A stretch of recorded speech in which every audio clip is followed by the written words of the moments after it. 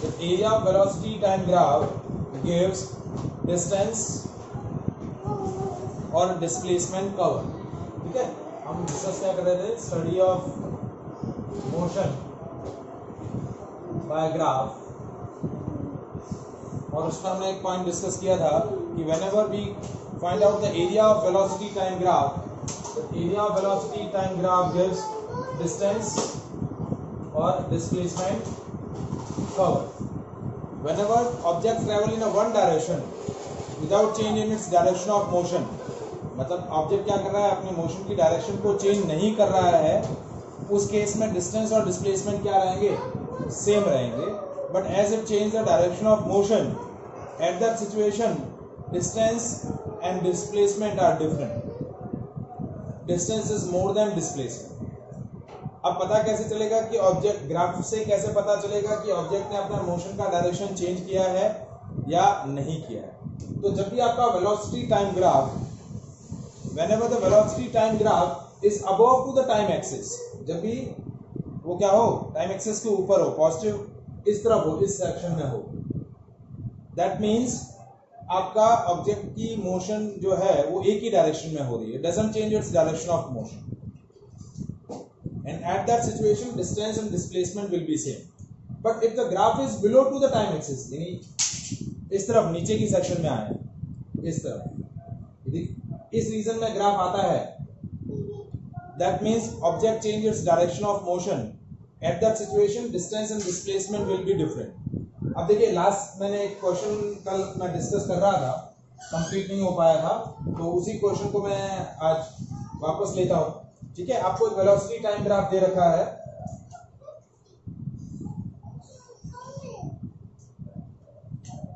This is our velocity time graph. ये आपको एक वेलोसिटी टाइम ग्राफ दे रखा है. ठीक है, और इसके ये टाइम है 5 second, this is 10 second, and this time is 15 second. Maximum velocity आपकी पॉजिटिव डायरेक्शन में जो है वो 20 मीटर पर सेकेंड है, और नेगेटिव वेलोसिटी जो है यहाँ पर दैट इज 5 मीटर पर सेकेंड. तो अब देखिए, जब ग्राफ इस तरीके का है, when the velocity time graph is like that, means कुछ पोर्शन आपका टाइम एक्सिस के अबव है जिसमें वेलोसिटी पॉजिटिव है, और कुछ पोर्शन जो है टाइम एक्सिस के बिलो है where the velocity is negative. तो इस तरीके के ग्राफ में क्या आपका एक ऑब्जर्वेशन जाता है कि ऑब्जेक्ट ने अपने मोशन का जो डायरेक्शन है चेंज किया है, and whenever the object changes its direction of motion, at that situation distance and displacement will be different, and distance is more than the displacement. तो इस केस में आपका डिस्टेंस क्या आएगा? डिस्टेंस आएगा आपका, देखिए ये एरिया 1, जो कि आपको वेलोसिटी टाइम ग्राफ का एरिया आपको क्या देता है? डिस्टेंस और डिस्प्लेसमेंट. तो ये एरिया 1 और ये सेकंड एरिया जो ट्राइंगल का है, इन दोनों एरिया को ऐड करेंगे तो आपको क्या मिल जाएगा? डिस्टेंस. और जब इन दोनों एरियाज को सब्ट्रैक्ट करेंगे, that will give the displacement. तो देखिए, इस ट्राइंगल का एरिया और इस ट्राइंगल का एरिया जब आप ऐड करेंगे तो आपको क्या मिल जाएगा? डिस्टेंस मिल जाएगा. तो एरिया ऑफ ट्राइंगल 1, ट्राइंगल का एरिया कितना होता है? What will be the formula of area of triangle? Half base into height. ठीक, तो हाफ बेस इनटू हाइट, ये एरिया ऑफ ट्राइंगल है. ठीक है, तो पहले वाले ट्राइंगल का एरिया क्या आया? देखिए, पहले मैं अलग अलग दोनों के एरिया कैलकुलेट कर लेता हूँ. एरिया 1 और एरिया 2. एरिया 1 आया हाफ, बेस, फर्स्ट वाले ट्राइंगल का बेस कितना है? 10, और उसकी हाइट कितनी है? 20. ये हो गया 10 इंटू 10 यानी 100 मीटर. अब नॉर्मली क्या होता है कि भाई एरिया की यूनिट मीटर स्क्वायर होती है, लेकिन यहाँ हम वेलोसिटी टाइम ग्राफ में जब वेलोसिटी और टाइम को मल्टीप्लाई करेंगे तो हमें डिस्टेंस और डिस्प्लेसमेंट मिलेगा, और उसकी यूनिट मीटर होती है. तो यहाँ आप क्या लिखेंगे? Unit 100 metre. अब सेकंड एरिया कैलकुलेट करेंगे तो हाफ बेस आपको कितना दे रखा है इस ट्रायंगल का? 5, और इसकी हाइट कितनी दे रखी है? 5. ये हाइट कितनी दे रखी है? 5. तो सेकंड एरिया हो गया आपका 25/2 मीटर. यानी that is 12.5 metre. So the distance, बस यही समझाया बेटा. Area of velocity time graph जो कल हम डिस्कस कर रहे थे, ठीक है. जब भी आपका velocity time graph time axis के अबव भी प्लॉट हो और टाइम एक्सिस के नीचे भी प्लॉट हो, तो डिस्टेंस क्या होगी, this area plus this area, और डिस्प्लेसमेंट क्या होगा, एरिया 1 माइनस एरिया 2. क्योंकि जब आपका ग्राफ टाइम एक्सिस के बिलो भी प्लॉट होगा, that means object change its direction of motion. तो उस केस में आपका डिस्टेंस जो होगा वो ज्यादा रहेगा, डिस्प्लेसमेंट कम रहेगा. तो डिस्टेंस क्या होगा, this area plus this area, और डिस्प्लेसमेंट क्या होगा, एरिया 1 माइनस एरिया 2, या फिर जो भी बिगर एरिया है उसमें से स्मॉलर एरिया सबट्रैक्ट हो जाएगा. तो डिस्टेंस क्या हुआ देखिए, 100 प्लस 12.5, ये हो गया 112.5. कितना हो गया, 112.5 मीटर. और डिस्प्लेसमेंट क्या हो जाएगा, 100 माइनस 12.5, सो दैट इज 87.5. कितना हो जाएगा, 87.5 metre. Is it clear?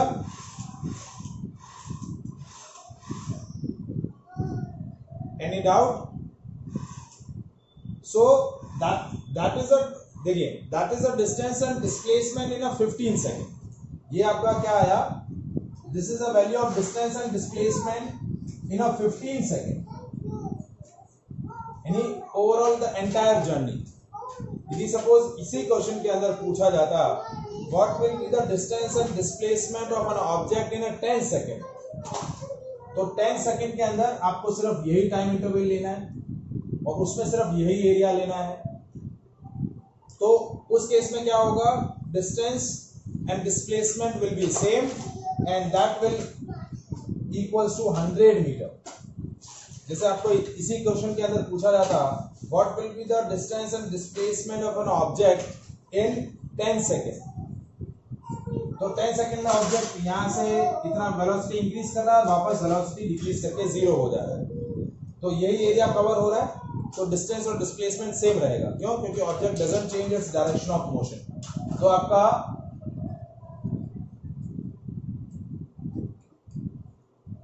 Distance and displacement in 10 seconds कितना हो जाएगा, that is only distance same रहेगी डिस्प्लेसमेंट के, और that is equals to area 1, और एरिया 1 कितना है, 100 मीटर. तो डिस्टेंस भी 100 मीटर रहेगी और डिस्प्लेसमेंट भी क्या रहेगा, 100 मीटर. Is it clear? हाँ जी बताइए.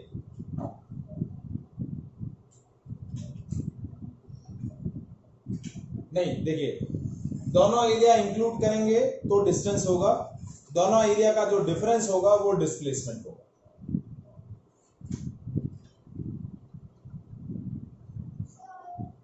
Because basically distance is what, total path covered in any direction. तो यहाँ ये एरिया कवर किया, यहाँ ये एरिया कवर किया है, दोनों एरिया ऐड हो जाएंगे टोटल पाथ लेंथ में.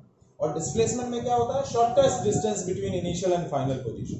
तो ये इसकी इनिशियल पोजीशन है, ये इसकी फाइनल पोजीशन, तो इसके बीच का शॉर्टेस्ट डिस्टेंस जो होगा वो आपका हो जाएगा डिस्प्लेसमेंट. Is it clear? अब जैसे कि क्वेश्चन, इसी क्वेश्चन के अंदर मुझे पूछा जाता what will be the maximum acceleration of the object, what will the value of maximum acceleration of an object in this velocity time graph. तो देखिए, अब इस ग्राफ को मैं वापस से प्लॉट करता हूं. इसी के अंदर एक्सेलरेशन भी यदि सपोज कैलकुलेट करना है तो कैसे करेंगे, देखिए.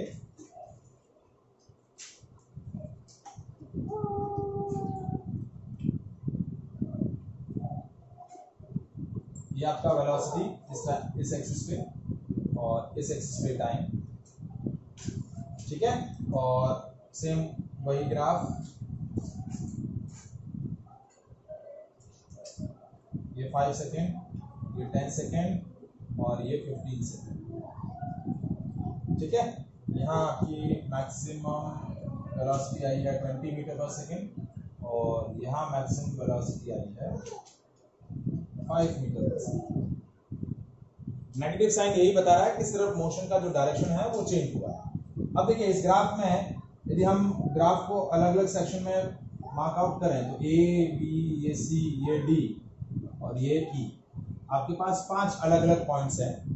मतलब ऑब्जेक्ट की वेलोसिटी ए पर अलग है, बी पर अलग है, सी पर अलग है, डी पर डिफरेंट है और ई पर डिफरेंट है। और इन पॉइंट्स पर टाइम की वैल्यूज भी क्या है, अलग अलग है। So velocity is what acceleration is what, slope of velocity time graph. Slope of velocity time graph आपको क्या देगा,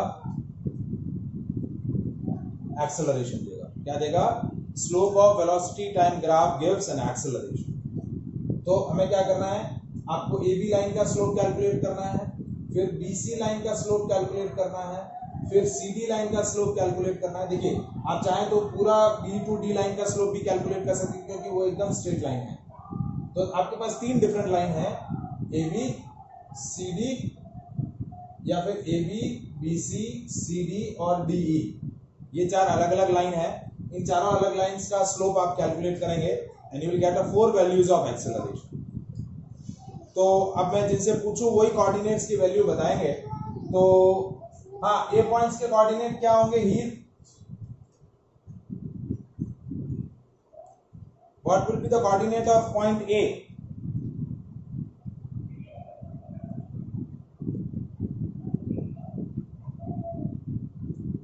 हीर मेरा आवाज आ रहा है, हेलो,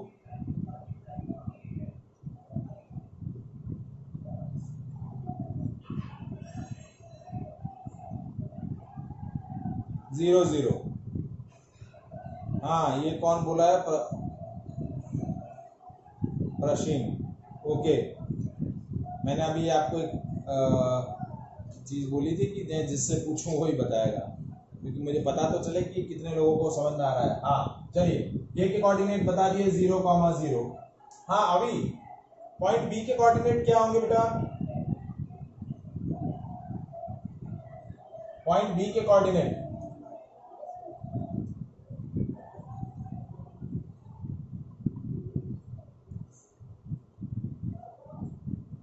फाइव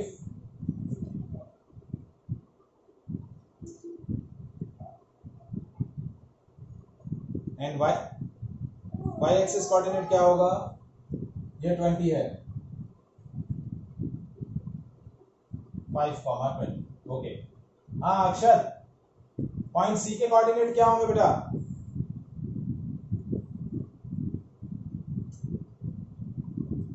अक्षर,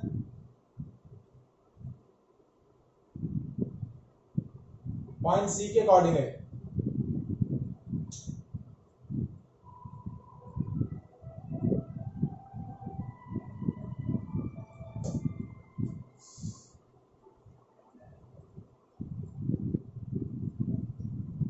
अभी से आंसर मंगवा रहा है क्या, तो फिर प्रियांक से मंगवा रहा है।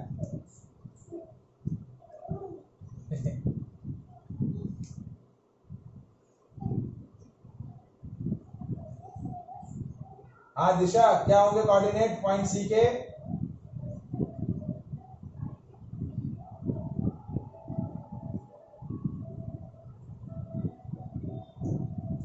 y20। पॉइंट सी पर वेलोसिटी क्या है, 0, तो 10,0। हाँ नेक्स्ट कोऑर्डिनेट बताएंगे मेधा, पॉइंट डी के कोऑर्डिनेट,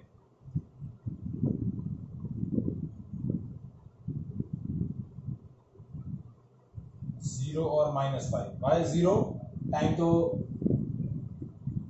दिया ही नहीं है, टाइम ये रहा 12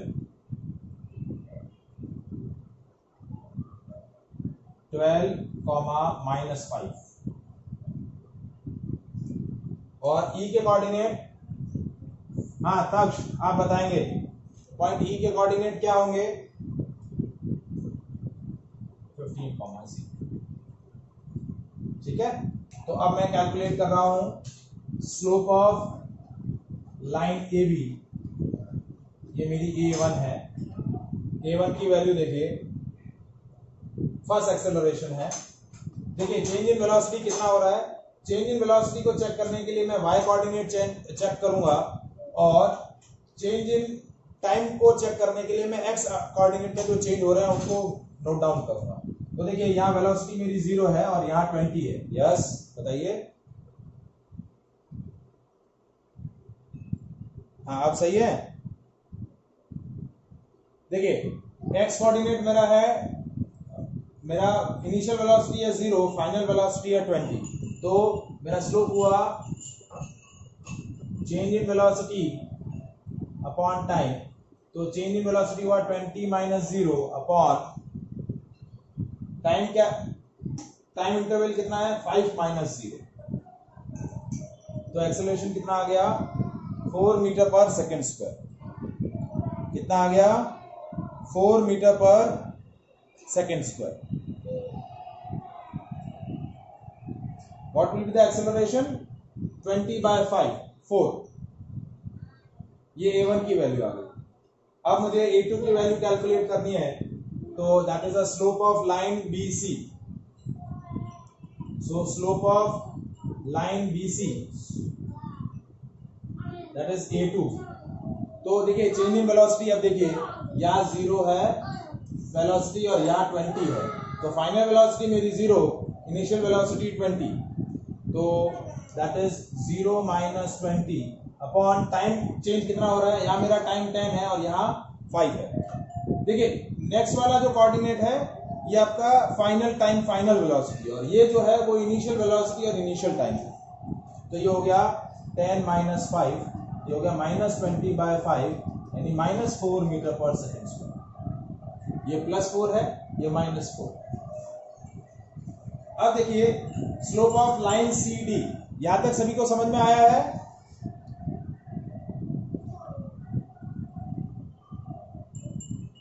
अब देखिए स्लोप ऑफ लाइन CD,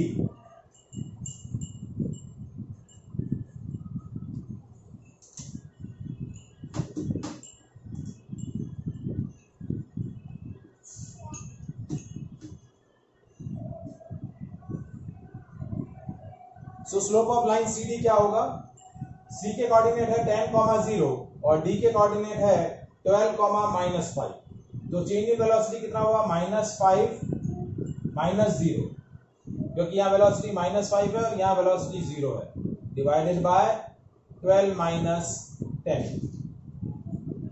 ये हो गया -5/2। कितना हो गया -5/2। और last slope of line DE, ये A3 एक्सेलरेशन था, ये A4। तो देखिए यहाँ वेलोसिटी क्या है, इनिशियल वेलोसिटी है -5, फाइनल है 0, तो क्या आया 0 माइनस -5 डिवाइडेड बाय 15 माइनस 12, तो ये हो जाएगा मेरा 5/3 मीटर पर सेकेंड स्क्वायर। कितना हो जाएगा 5/3 मीटर पर सेकेंड स्क्वायर।